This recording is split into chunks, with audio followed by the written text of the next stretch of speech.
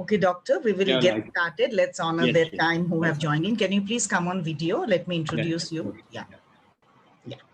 Good evening, everyone. Good evening, doctor.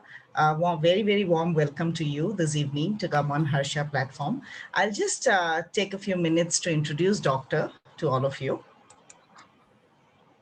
So Dr. Rakesh Jain is a UK trained and experienced pediatric neurologist with over 19 years of experience. He has been working as a senior consultant pediatric neurologist at Fortis Hospital for the last 6 years. He has presented his work at many conferences like Pedicon, European Pediatric Neurology, British Pediatric Neurology, and Royal College of Pediatric and Child Health Conference. This is just to name a few. He is an active member of various international neurology societies. He has been instrumental in initiating various courses on pediatric epilepsy and pediatric EEG in India. Pediatric epilepsy courses have been conducted across India to train pediatricians in collaboration with BPNA UK.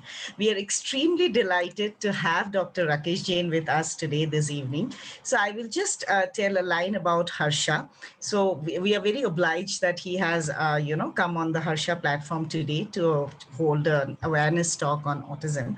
So Harsha from Nutrineuron is a pan-India social responsibility ecosystem that aims at empowering the parents of ASD and ADHD children.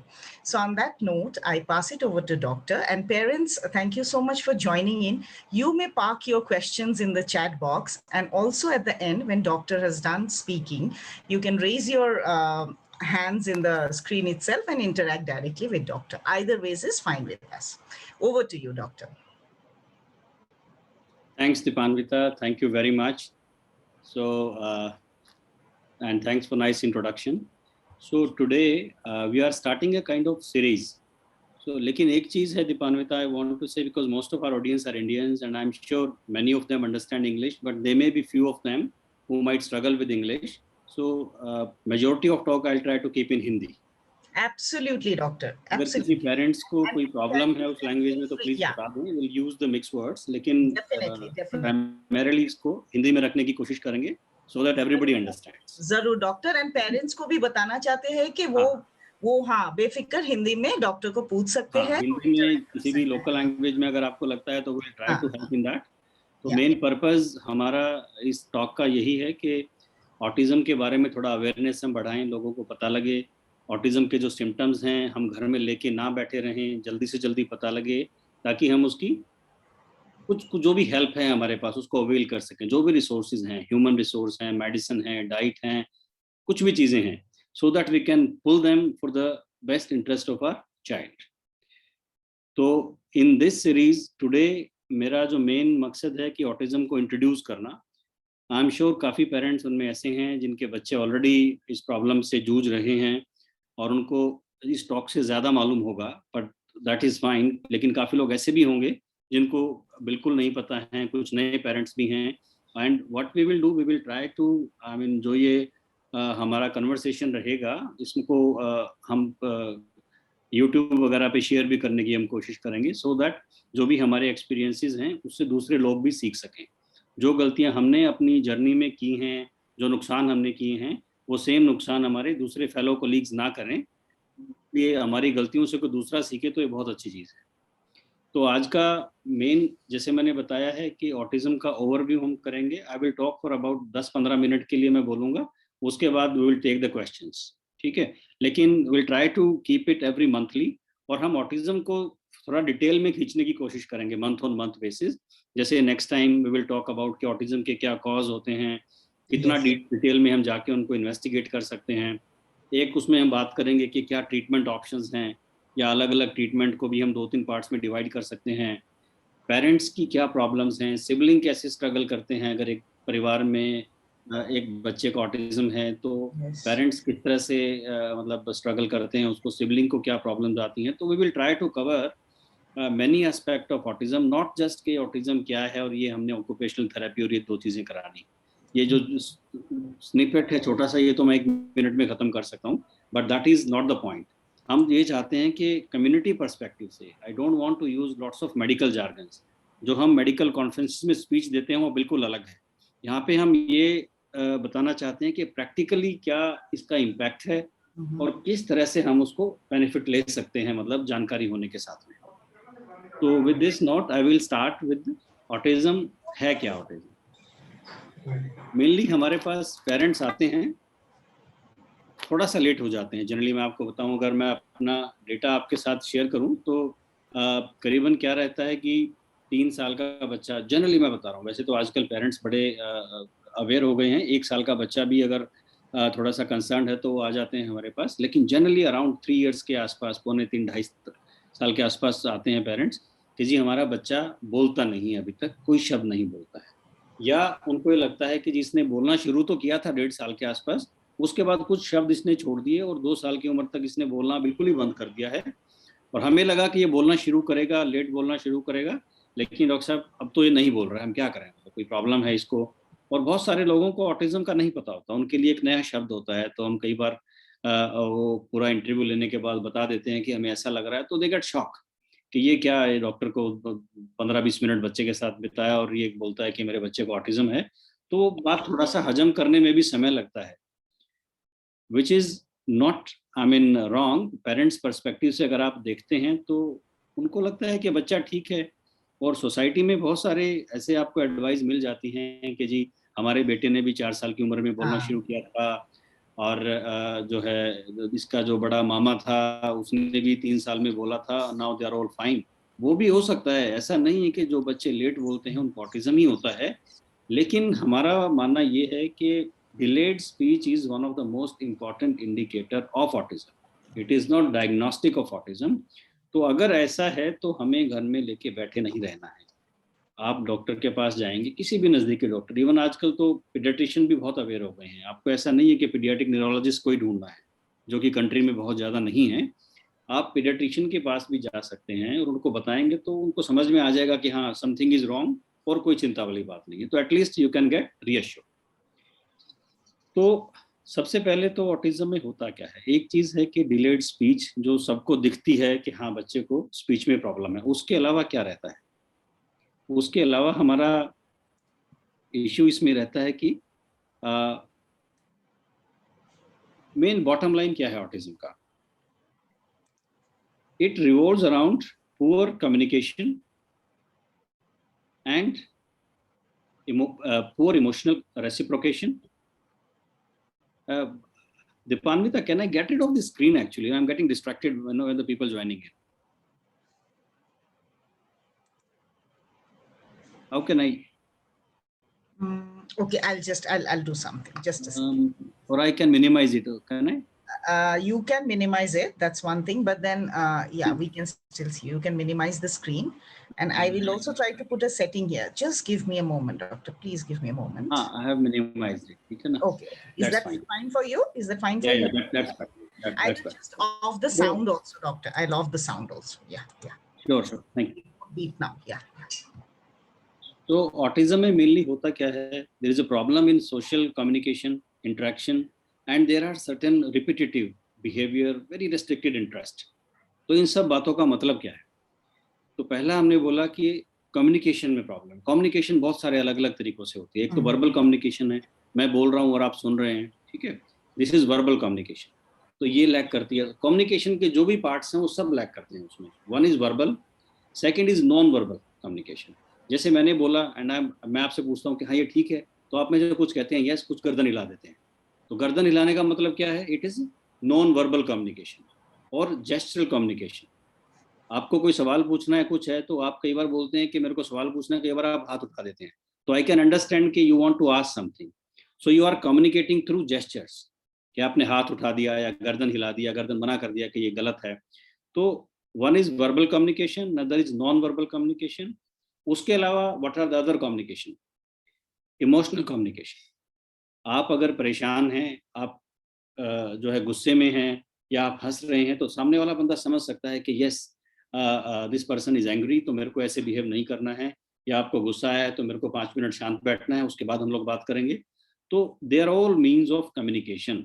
हम अपने emotion से, बातचीत से, अपने gesture से we communicate lots of things. तो जो बच्चे हमारे स्पेक्ट्रम पे होते हैं, स्पेक्ट्रम हम क्यों बोलते हैं, आप सबको मालूम है क्योंकि it is not a clear cut this thing कि हाँ अगर ये चीजें कम है तो हम बोलेंगे ऑटिज्म है. It is a huge spectrum.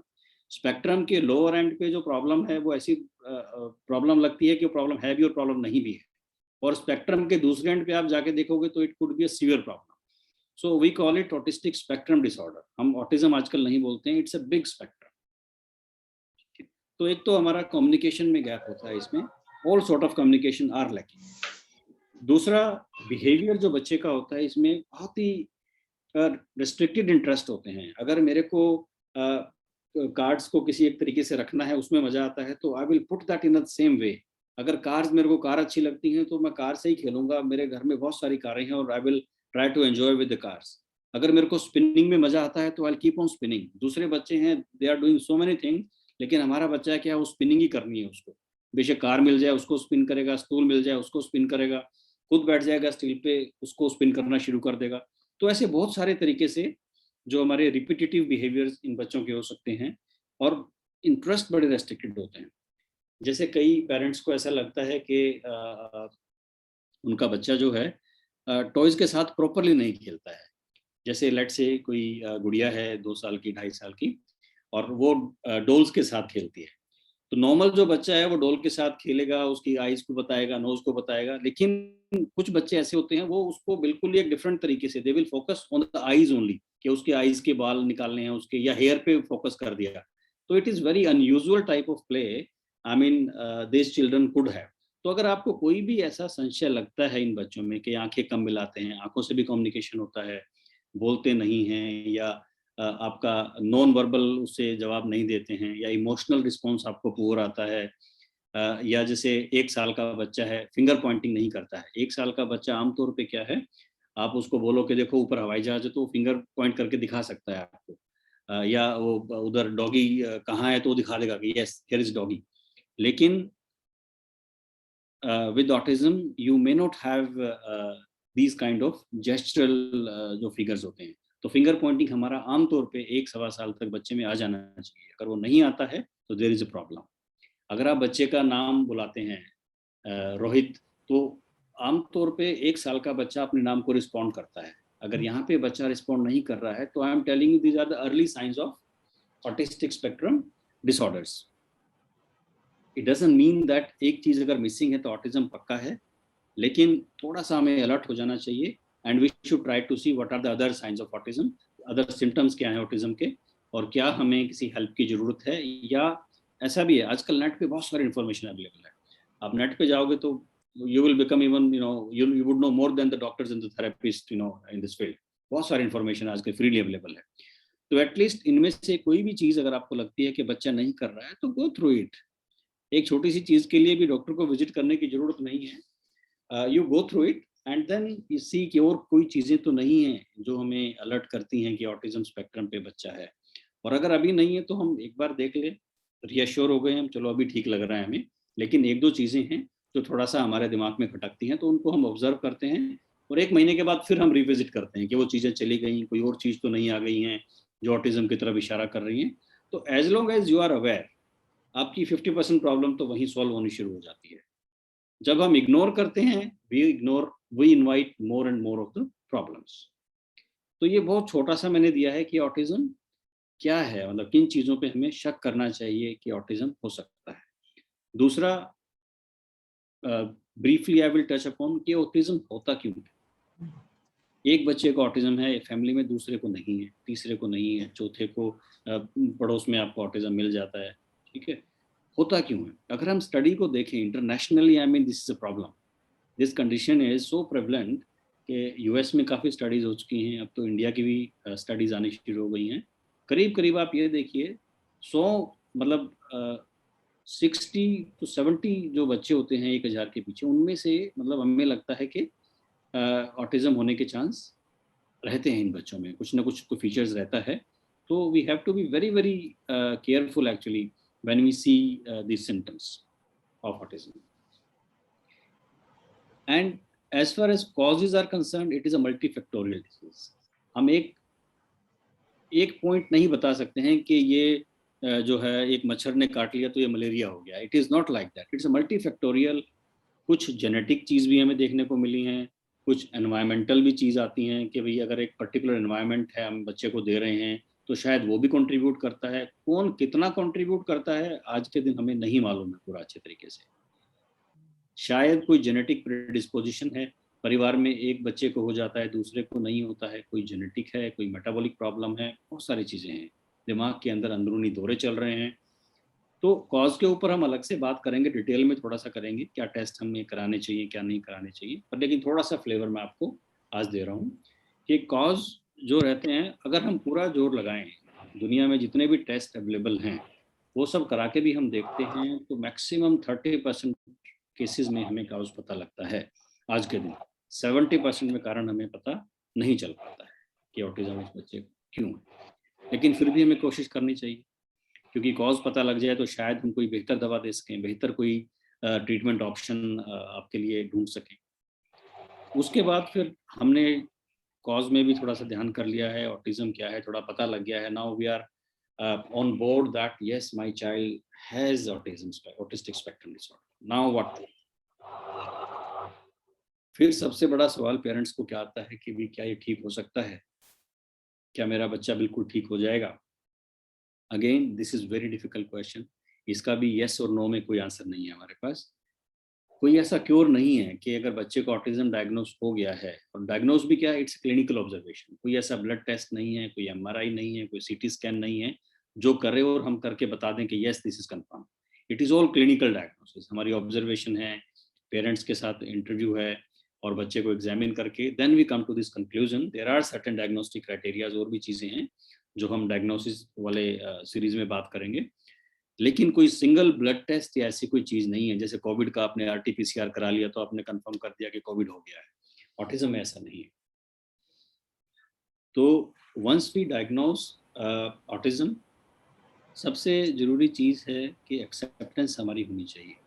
जब तक पेरेंट्स इस बात को एक्सेप्ट नहीं कर पाते हैं, एंड इट टेक्स टाइम, आप अगर आई एम श्योर काफ़ी सारे पेरेंट्स हैं जानते होंगे एक दूसरे को कि कितना समय लगता है। आज डॉक्टर ने बता दिया कि जी आपके बच्चे को ऑटिज्म स्पेक्ट्रम लग रहा है हमें, तो पहली मीटिंग में तो पेरेंट्स को ऐसा लगता है कि नहीं नहीं ये शायद गलत, डिनायल मोड में होते हैं। हम सब ऐसे ही होते हैं क्योंकि हमें नहीं लगता कि हमारे बच्चे के अंदर कोई प्रॉब्लम है, शायद डॉक्टर को समझने में कोई इशू है या कुछ और कारण हो सकते हैं।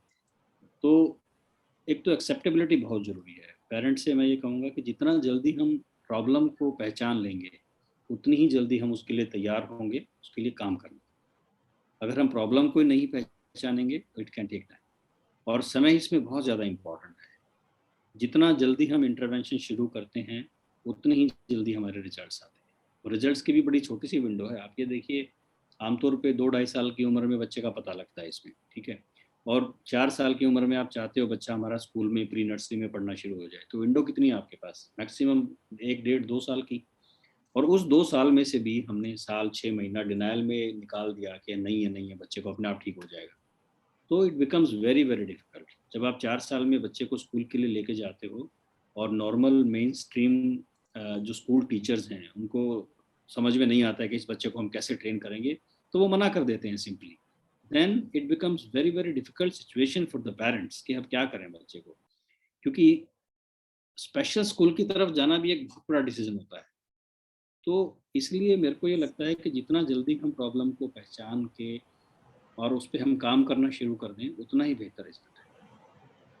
एक और चीज़ मैं यहाँ पे ऐड करना चाहूँगा, sometimes we are worried about the labels. कई पेरेंट्स का मैंने देखा है कि जी हमारे बच्चे को ऑटिज्म नहीं है, डॉक्टर साहब नहीं है। तो as a doctor community we should say okay that's fine, let's not worry about label. अभी हमें प्रॉब्लम क्या है उसकी तरफ ध्यान करते हैं।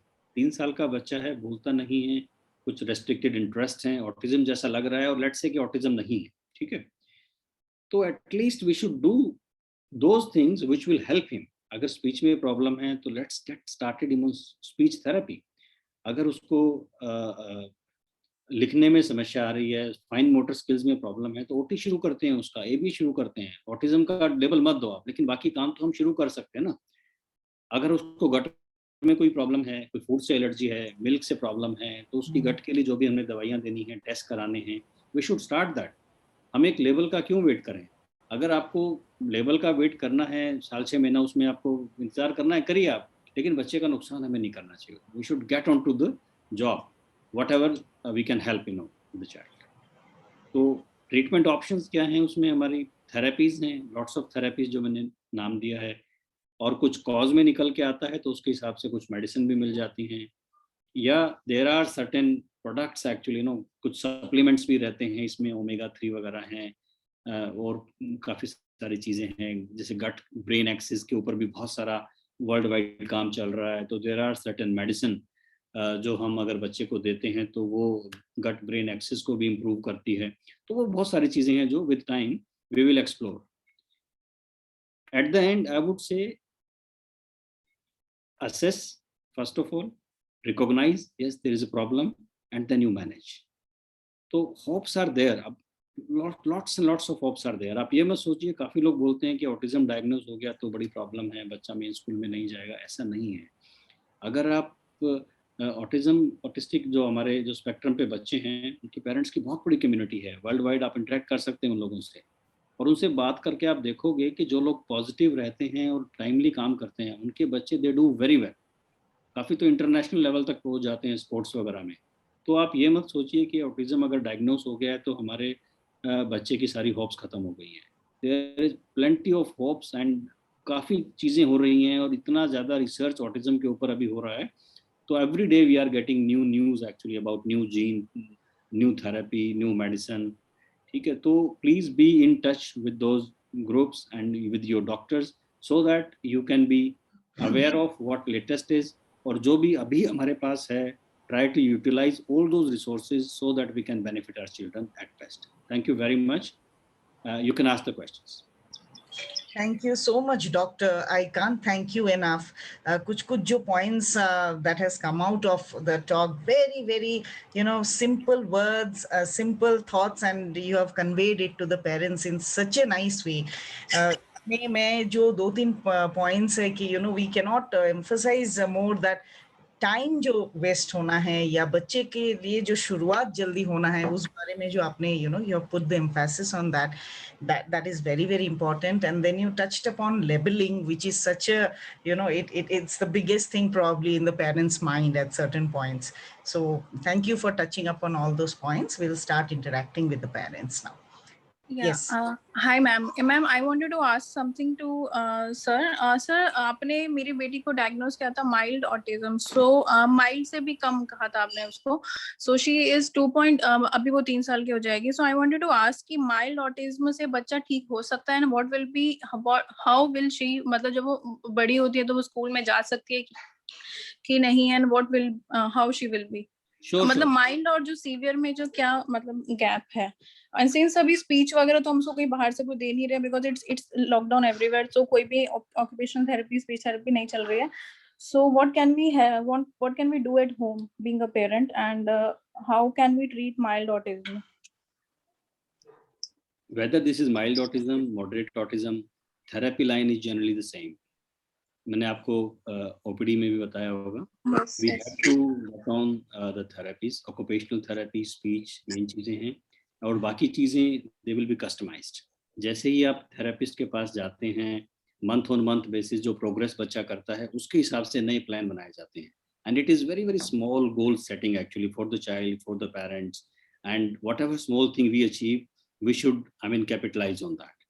और आपने, I'm sure you are the parent, and then you must have seen कि it takes time. शुरू के 3 महीने तो कई बार ऐसा लगता है कि कोई फर्क ही नहीं पड़ा है, कोई फायदा ही नहीं है दवाई देने का, ना तो मेडिसिन देने का फायदा है और ना ही इन थेरेपीज का कोई फायदा है. लेकिन जो पेरेंट्स शिद्दत के साथ स्टिक करते हैं प्लान के ऊपर, उनमें डेफिनेटली फर्क आता है. और जनरली मैं बोलता हूँ 3 से 6 महीने में. जो आपने माइल्ड ऑटिज्म वाली बात बोली है, माइल्ड ऑटिज्म के आप ये देखिए, ऐसे नंबर 1 तो माइल्ड, मॉडरेट, सीवियर में ना एक बड़ी हेजी लाइन है इनके बीच में. बहुत ब्लैक एंड व्हाइट नहीं है कि हम उसको बोलें कि माइल्ड है तो ऐसा ही हो जाएगा. सब डेटा में प्रोबेबिलिटी का फर्क पड़ता है. लेकिन जनरली जो माइल्ड ऑटिज्म के हमारे बच्चे रहते हैं, I would say more than 50% kids they can go to the normal school and they can lead on to the normal life. Okay. हाँ जी. Hi, good evening, sir. Yeah, Yes, kindly go ahead. Yeah. Once again, Mr. Sunny, can you just hold on? I think Swati Yeah, absolutely. Yes sir, जैसे उसको पेट की दिक्कतें ज्यादा रहती हैं, उसको मे बी दूध से एलर्जी है, सो आई वांटेड टू आस्क कि अगर मैं उसकी डाइट में से दूध हटा देती हूँ तो इज देयर एनी चांस कि उसकी स्पीच आ जाएगी? बिकॉज उसकी जो स्पीच जैसे थोड़े बहुत वर्ड्स तो वो सीख रही है जैसे जैसे हम उसके दूध हटाते हैं, so what can we do? मतलब is there any medicine की You are मतलब telling me the clue actually, basically, you are giving me the clue. Generally, I am not a big fan of this GFCF diet. I don't recommend as a blanket therapy.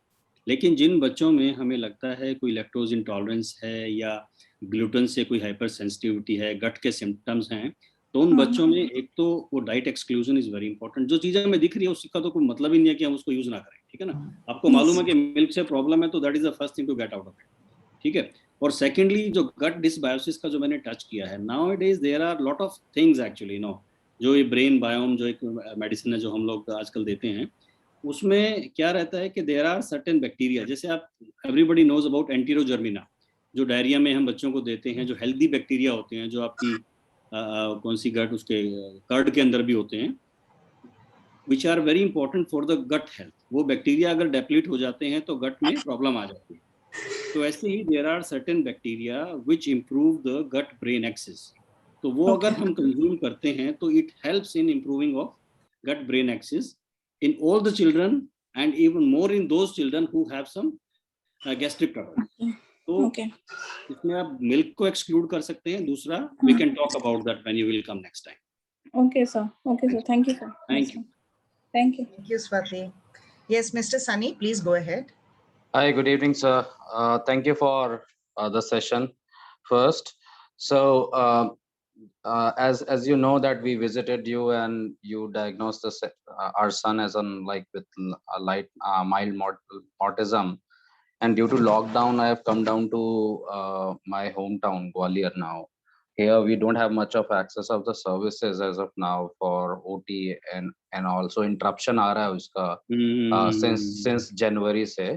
But so if you remember आपने जो MChat भरवाया था हमसे उस time पर being a parent. Individual तो यार वो ना we will do the discussion separately. I mean you can ask generic questions. Yeah, वो generic will be very difficult to go along, हाँ मैं वही generic question पे ही आ रहा हूँ कि सर अभी बेटा जो है मार्च में 2 साल का हो गया है, तो उसके लिए अभी उसका ग्रोथ कैप्चरिंग के लिए हमको क्या करना पड़ेगा? मतलब एक सेशन आपके साथ करना है, लेकिन उसमें हम क्या-क्या चीजें आपके लिए अवेलेबल कराएं सो दैट. आप एक काम कीजिएगा, आपके पास ना नरेंद्र का नंबर होगा, नरेंद्र का नंबर आप उससे बात करके ना we can do a separate consult. इसमें उतना टाइम नहीं मिल पाएगा देखो हमें डिटेल में जाने के लिए ना. हाँ नहीं, उसको कुछ वीडियो वगैरह कुछ उसका रिकॉर्ड करके करना होगा. तो वो क्या भी आपको अप्रोप्रिएट लगता है ना, पुराना प्रिस्क्रिप्शन है हमारा, तो नरेंद्र से एक बार बात करके आप सेट कर लीजिएगा, वीडियो कर लेंगे, कोई प्रॉब्लम नहीं. We are doing it. I mean lot of parents actually not doing video consultation.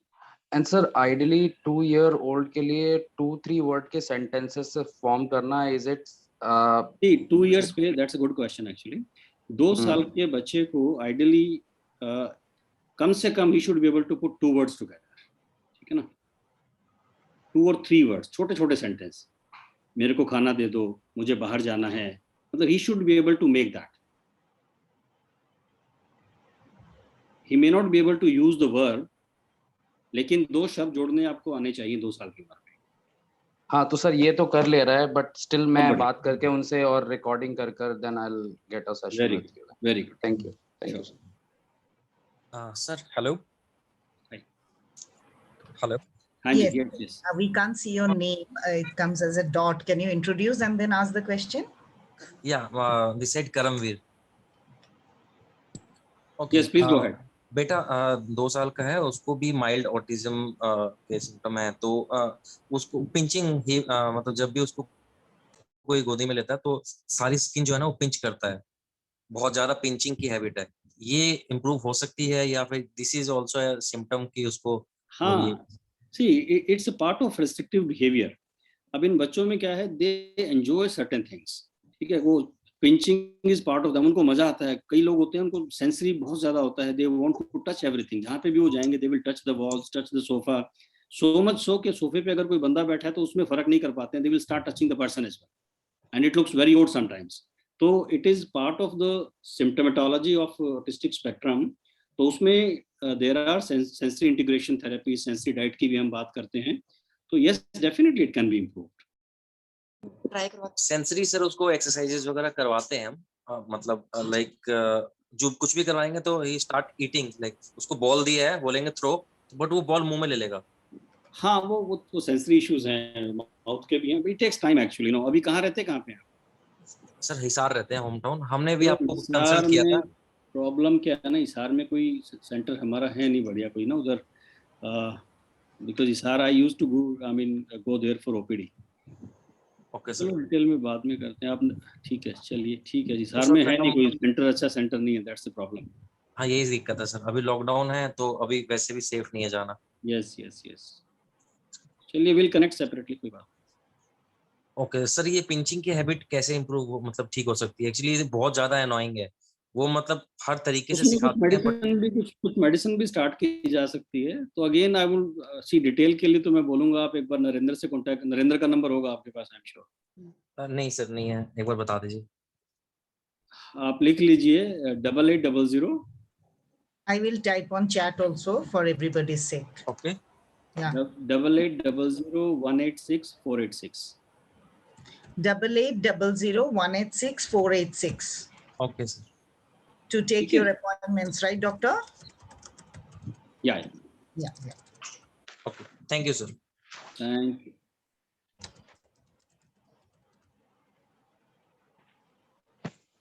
Okay, I have a question here.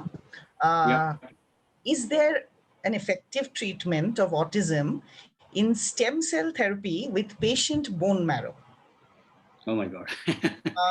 Well, there isn't any clear-cut evidence actually. We don't recommend anybody, and it has not been offered anywhere in the world except from, India में है कुछ private उसमें चलता है, but it's not properly regulated. So I won't recommend anybody actually. So at the moment we don't have any clear evidence. So we shouldn't be experimenting with our kids. Okay. Thank you. Hope that is clear, as doctor said. So we have another question where there's a parent whose child is 2.5 years. They've started therapy and medicine. So the question is, again, one is like, will the child move towards normal?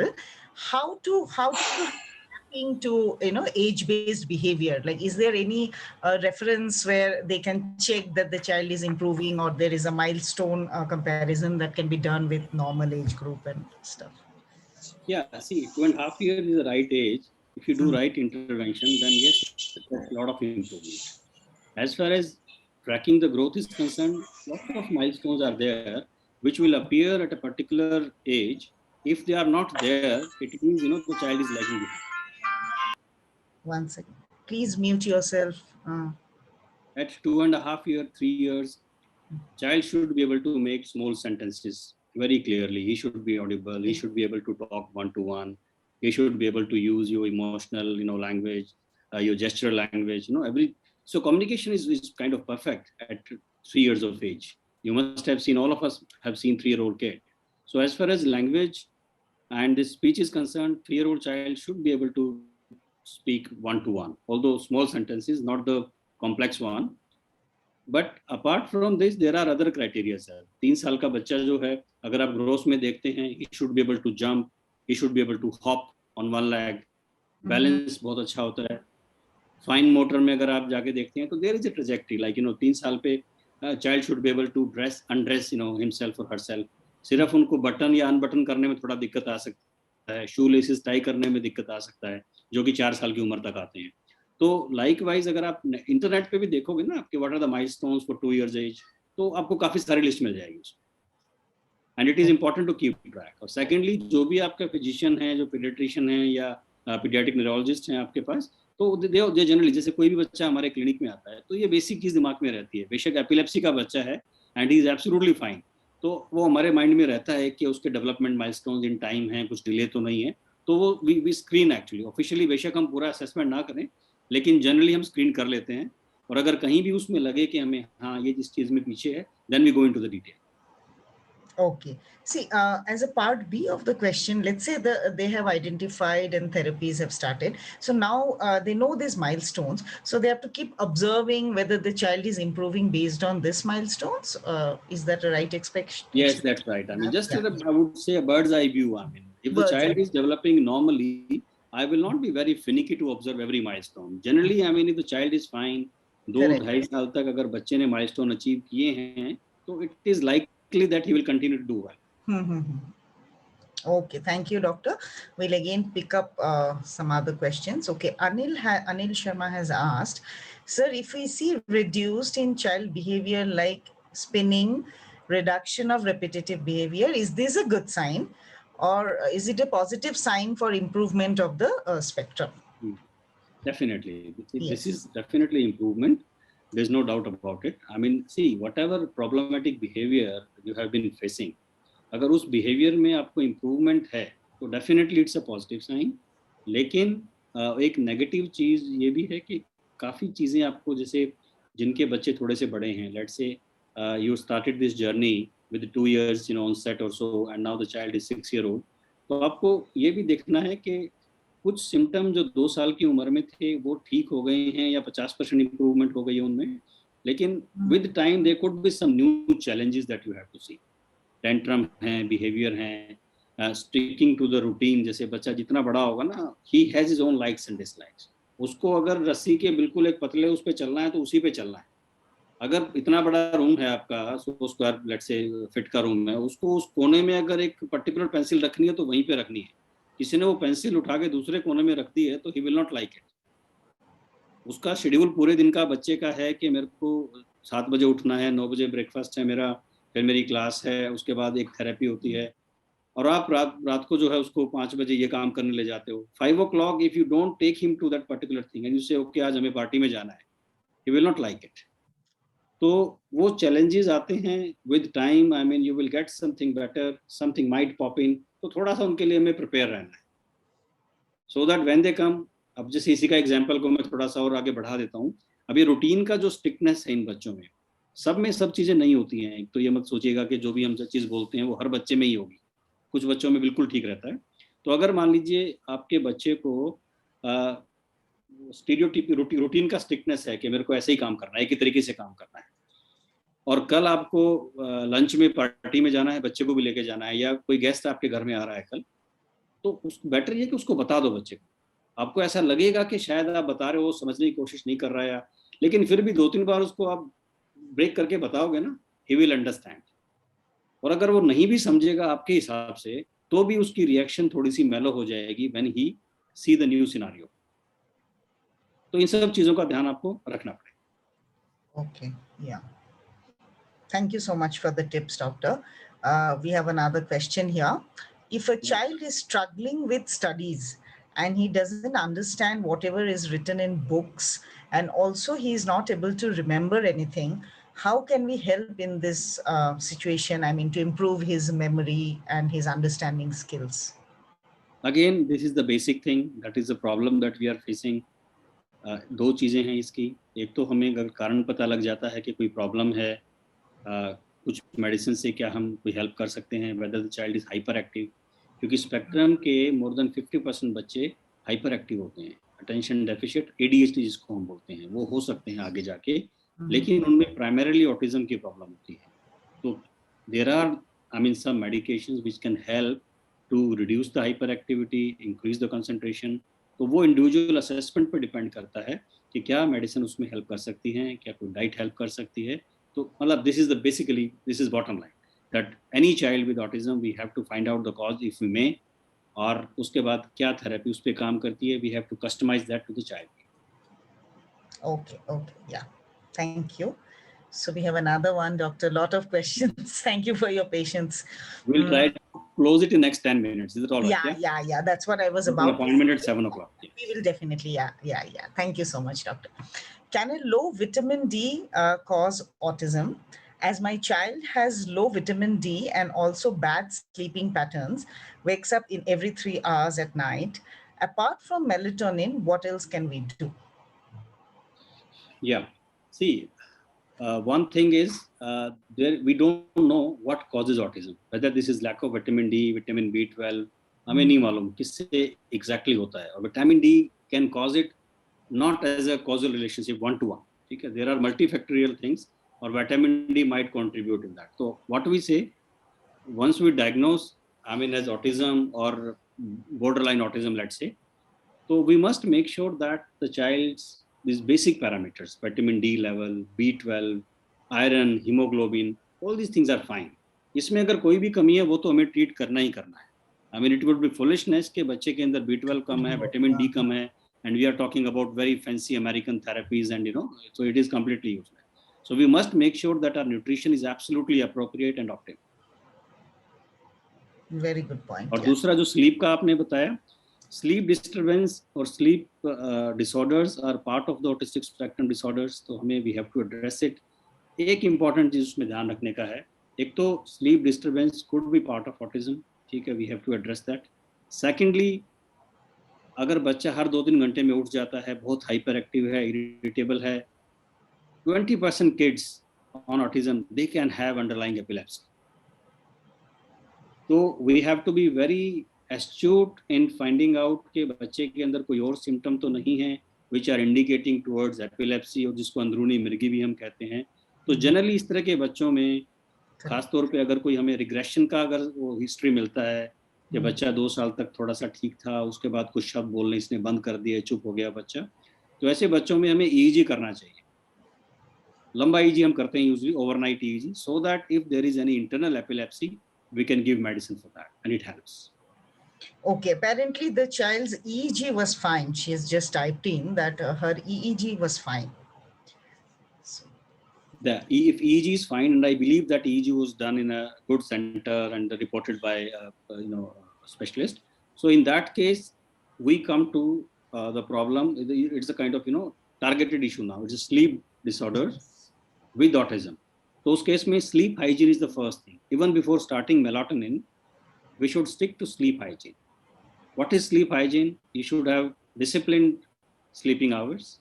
अगर बच्चा 10 बजे सोता है तो 10 बजे, I mean, family should be actually having a good environment of sleep around that time. You cannot expect a child to sleep at 10 o'clock while we are playing disco in the next room until midnight, So sleep hygiene is extremely important. Secondly, waking up in time in the morning is equally important in any child or adult who are having sleep problems. आपको अपना उठने का time fix करना है, 7 बजे, 6 बजे, जो भी आपको ठीक लगता है. You wake up at the same time, irrespective of the fact that you have slept 3 o'clock in the morning. You wake up 7 o'clock in the morning, get your curtains out, get some daylight coming, then it sets your circadian rhythm. आपके body को, आपके mind को समझ में आता है कि आपका दिन शुरू हो गया है. And do not sleep, do not take a nap during the daytime. You must not take nap. तो अगर ये सिस्टम भी आप फॉलो करते हो तो more than 60-70% kids they don't need any medication. शुरू के 5-6 दिन फाइट है. Child would be extremely irritable. He would want to sleep during the day. But if you just bear with the child for a week or so, then he will be, most likely he will be back on the track. If he doesn't, then we take help of melatonin. If not, then there are other medications. Okay, yeah, I think you have almost given all the steps. Yeah. Here. So thank you so much for that. So we'll take probably last 2 questions maybe. So yeah, there is again a private question here. Sir, when fits come on my child, the tongue has been cut. So what can we do to stop that? The tongue. Sorry, when comes what? Sorry. Fits come. I think epilepsy fits is referring. See. Okay. Let me. Fits, yeah. Epilepsy is a common problem in isolation and in association with autism as well. So ये सबसे basic चीज है कि बच्चे को अगर fit आ जाए तो हमें करना क्या है, घर में हम हैं या बाहर हैं.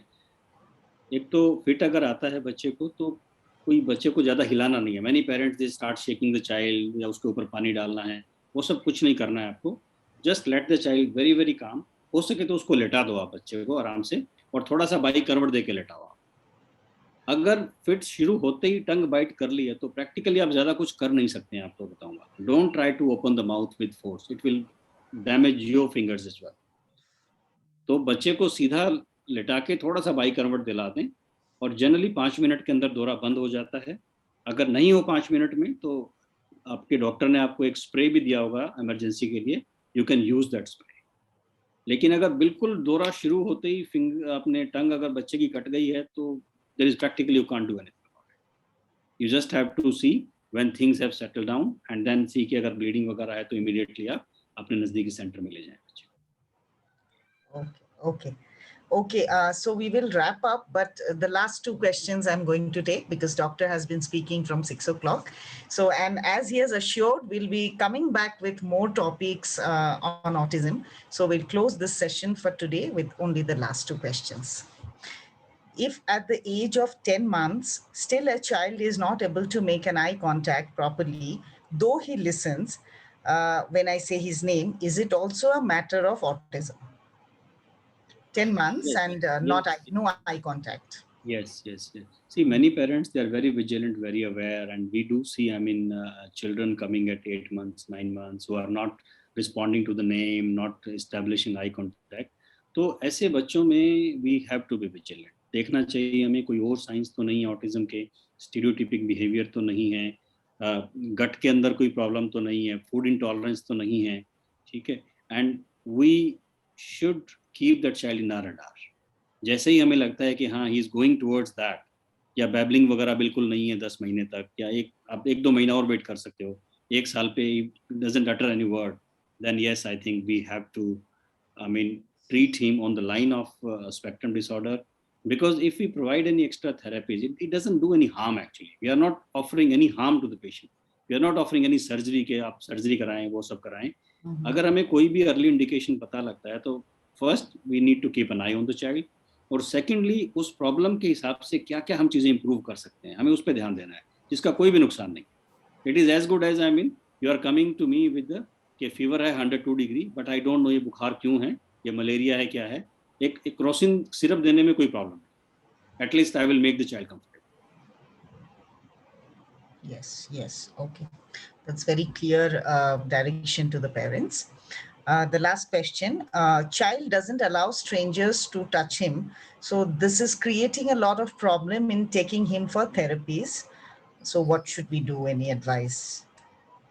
ये सेंसरी इश्यूज काफ़ी बच्चों में रहते हैं, खासतौर पे जब आप बच्चे को शुरू में थेरेपिस्ट के लिए लेके जाते हैं तो they need to be regulated and it takes time.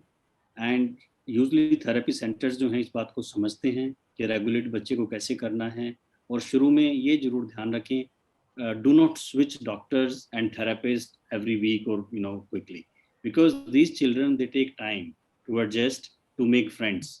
तो कम से कम आपके, आई वुड से, कि 15 दिन तो अगर आप डेली थेरेपी में लेके जाते हैं तो करीबन 10-15 दिन तो बच्चे को रेगुलेट होने में लग जाते हैं उस थेरेपिस्ट के साथ थोड़ा सा रेपो बिल्डअप होने में. तो please bear with that and talk to your therapist कि आपको घर में क्या करना है. आप थेरेपिस्ट ने तो 45 मिनट में, 1 घंटे में अपना काम करा दिया था. There are certain homework that you should do at home. वो सब अगर आप शिद्दत से करेंगे तो थोड़ा ये है कि रेगुलेट होने में आपको ज़्यादा मदद मिलेगी और बच्चा जल्दी track. Thank you, Doctor. Thank you so much. I think it has been a fabulously interactive session, and I think we got a lot of pointers for what sessions to come back to with also. Yeah, we will do that. And thank you, parents, for joining in this evening and, asking all questions, putting up all the questions there. We will come back soon with Dr. Rakesh Jain again with more topics around this. Thank you so much. Thank you, everybody. Yeah, we are closing for today. Thank you so much. Have a good night. Thank you. Thank you, doctor. Good evening. Bye-bye. Bye, all of you. Thank you so much. Thank you. Bye, doctor. Bye-bye.